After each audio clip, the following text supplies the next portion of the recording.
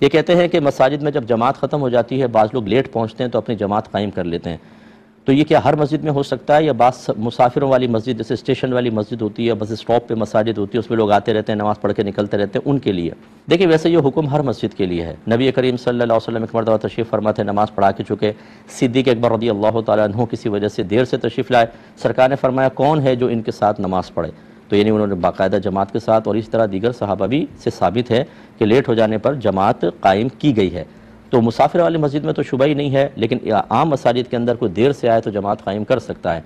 لیکن ہمارا مشورہ یہ ہوگا کہ اب ماحول بدل گیا ہے، اگر آپ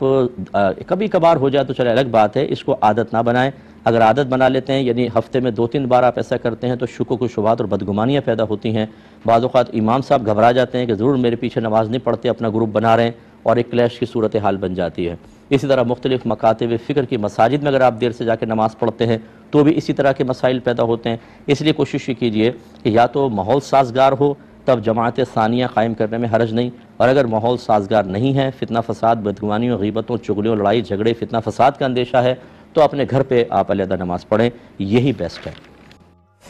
یہ لے لیتے ہیں، یہ کہتی ہیں کہ یہ سر کے بال جو عورتوں کے اترتے ہیں یا بہت ہی بڑے ہو جاتے ہیں، کٹوا لیتی ہیں، تو بعض اوقات یہ پھیری والے آتے ہیں گلیوں میں، ان کو یہ بال دینا کیسا ہے؟ دیکھیں یہ بال جو ہیں یہ انسان کے جسم کا جزو ہوتا ہے، اور اس کی خرید و فروخت شرعاً جائز نہیں ہے۔ مذہب اسلام کی روح سے یہ عورتیں اپنے بال کو نہیں بیچ سکتی ہیں، اور یہ چونکہ اگرچہ جسم سے ہٹ گیا ہے لیکن بال عورت کے ایک ستر میں ہی داخل ہوتے ہیں، کیونکہ سر کے حکم میں ہوتے ہیں اور سر کا چھپانا واجب ہوتا ہے، تو لہٰذا یہ اپنے بال کے غیر مرد کو دینا یا اس کی نگاہ پڑے یہ بھی مناسب نہیں ہے۔ اس لیے عورتوں کا ہے کہ جو سر کے بال اترتے ہیں انہیں لپیٹ کر کسی ایسی جگہ ڈالیں کہ جہاں پر مردوں کی نگاہ نہ پڑے، دبا دیں، یا کم از کم ایسی جگہ کہ عام طور پہ نگاہ نہ پڑے۔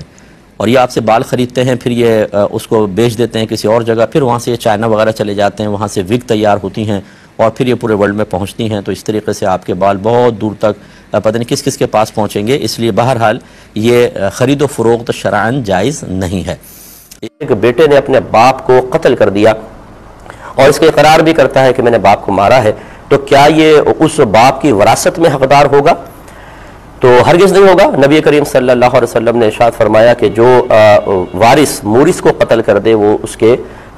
وراثت میں حقدار نہیں ہوگا، لہذا ایسا بیٹے کو وراثت سے محروم رکھا جائے گا۔ ایک ستاروں کے ذریعے مستقبل کا حال معلوم کرنا یہ باقاعدہ علم ہے، جس کو علم نجوم کہتے ہیں، یہ باقاعدہ علم ہے، اور اس میں رزلٹ بعض اوقات بالکل پرفیکٹ بھی آتے ہیں، بالکل سے مراد اکثر حصہ اس کا پرفیکٹ ہو جاتا ہے۔ جیسے نبی کریم صلی اللہ علیہ وسلم کو جب مبعوث فرمایا گیا تو بخاری کی پہلی دوسری حدیث میں ہی ہے کہ ہرقلہ جو عظیم روم تھا، روم کا بادشاہ تھا، یہ علم نجوم میں ماہر تھا، اور اس نے اس علم نجوم ستاروں کی چال سے معلوم کیا کہ اس نبی کا ظہور ہو چکا ہے، اور اسی کے پائے کا پھر ایک اس کا دوست تھا، اس نے وہ تمام معاملات اس کے سامنے بھی پیش کیے کہ میں نے دیکھا ہے کہ نبی کا ظہور ہو چکا ہے، تم بھی ذرا دیکھو۔ اس نے بھی اس کی تصدیق کی کہ ہاں میں نے بھی جو ذائچہ بنایا بالکل وہ نبی مبعوث فرما دیے گئے، اور واقعی ایسا ہوا۔ لیکن ہمارا مذہب بہرحال ان چیزوں کو منع کرتا ہے، مذہب اس کا انکار نہیں کرتا، اس سے استفادہ کرنے کو منع کرتا ہے کہ یہ علم نجوم کے ذریعے اپنے مستقبل کے احوال معلوم نہ کریں، اور یہ بہت سخت ضرورت بھی تھی، کیونکہ نبی کریم صلی اللہ علیہ وسلم کے دور میں اگر اس قسم کے علوم کو منع نہ کیا جاتا، اس کو حرام قرار نہ دیا جاتا، تو کفار آسانی سے کہہ دیتے کہ یہ نبی بھی علم نجوم کے ذریعے ہی مستقبل کے احوال بیان کرتے ہیں۔ جب نبی نے اس کو حرام قرار دے دیا کہ علم نجوم حرام ہے، اب سرکار اگر مستقبل کے بارے میں کوئی خبر دے رہے ہیں تو لازم بات ہے وحی الہی کی صورت ہوگی، کیونکہ نبی خود تو کوئی حرام کام نہیں کرے گا۔ اس لیے آج بھی یہ منع ہے، اگرچہ وقت گزر چکا ہے لیکن آج بھی یہ منع ہے، آپ کسی نجومی کے پاس نہیں جا سکتے، حتیٰ کہ فقہا نے لکھا کہ اگر آپ اس یقین کے ساتھ کسی نجومی کے پاس جائیں کہ یہ جو بتائے گا بالکل درست ہوگا، کافر ہو جائیں گے، اور اگر آپ اس نیت سے جائیں کہ چلو دیکھتے ہیں کیا بتاتا ہے، صحیح بتاتا ہے غلط بتاتا ہے، یہ آزمانے کے لیے چلے جائیں تو حرام،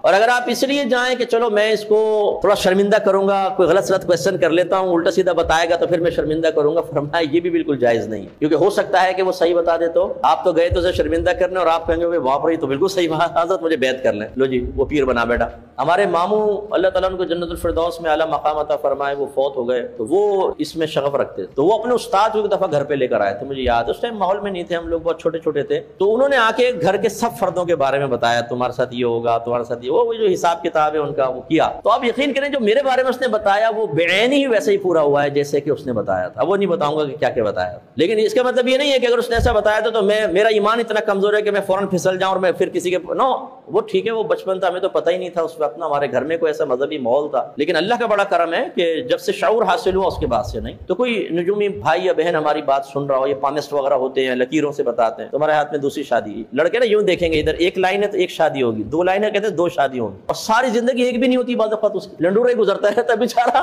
لڑکیوں کی تلاش میں اس کی زندگی فنا ہو گئی، لائنیں دو لے کے پھر رہا. او بھائی یہ کچھ بھی نہیں ہوتا. ایسے ہی بعض اوقات بینک اکاؤنٹ والے بینک آفر کرتا ہے کہ آپ اتنا پیسہ ہمارے بینک میں رکھوائیں، آپ کو کریڈٹ کارڈ یا ڈیبٹ کارڈ دیں گے، آپ کو ڈسکاؤنٹ ملے گا، فلاں جگہ سے پرچیزنگ کریں اتنا ڈسکاؤنٹ، فلاں مارکیٹ میں جائیں اتنا ڈسکاؤنٹ، فلاں ریسٹورنٹ میں جائیں اتنا ڈسکاؤنٹ. یہ جو آپ ڈسکاؤنٹ لے رہے ہیں یہ شرعاً جائز نہیں ہے، اس لیے کہ جو آپ نے بینک میں پیسہ رکھوایا ہے اس کی شرعی حیثیت قرضے کی ہے،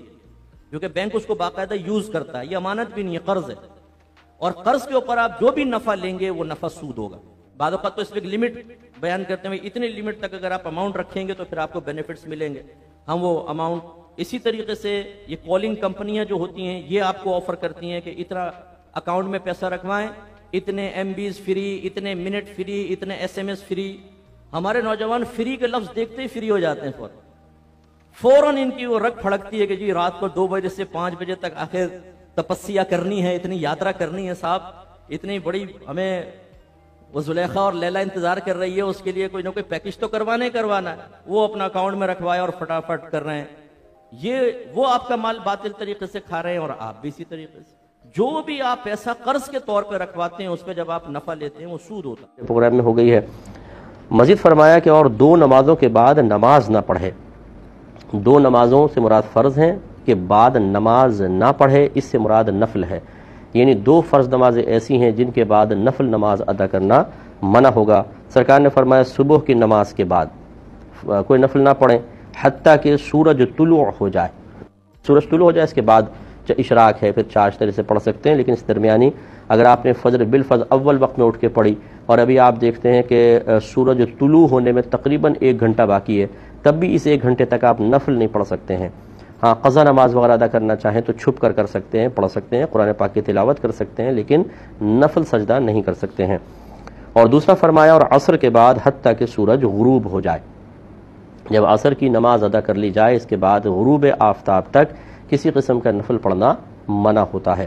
اس میں بھی وہی ہے کہ فجر کے بعد یا عصر کے بعد آپ قضا نماز ادا کر سکتے ہیں، لیکن بارہا آپ کو بتایا کہ قضا نماز کا قضا کرنا گناہ ہوتا ہے اور گناہ کو لوگوں کے سامنے ظاہر کرنا ایک اور گناہ ہوتا ہے. چنانچہ اگر آپ فجر کی نماز کے بعد مسجد میں نماز ادا کر رہے ہیں یا عصر کے بعد کر رہے ہیں یا لوگوں کے سامنے کر رہے ہیں تو وہ فوراً سمجھ جائیں گے. اکثر لوگوں کو مسئلے معلوم ہوتے ہیں کہ یہ نفل تو پڑھ نہیں سکتا، تو اس کا مطلب ہے یہ قضا نماز ادا کر رہے ہیں. یا بعض یہی سمجھیں گے کہ آپ نفل پڑھ رہے ہیں تو آپ کے بارے میں بدگمانی پیدا ہوگی کہ دیکھیں نفل پڑھنا منع تھا پھر پڑھ رہے ہیں. تو دونوں صورتوں میں قباحت ہے، لہٰذا اپنے گھر میں تنہائی میں پڑھیں، اجازت ہے لیکن نفل سجدہ نہیں کر سکتے ہیں.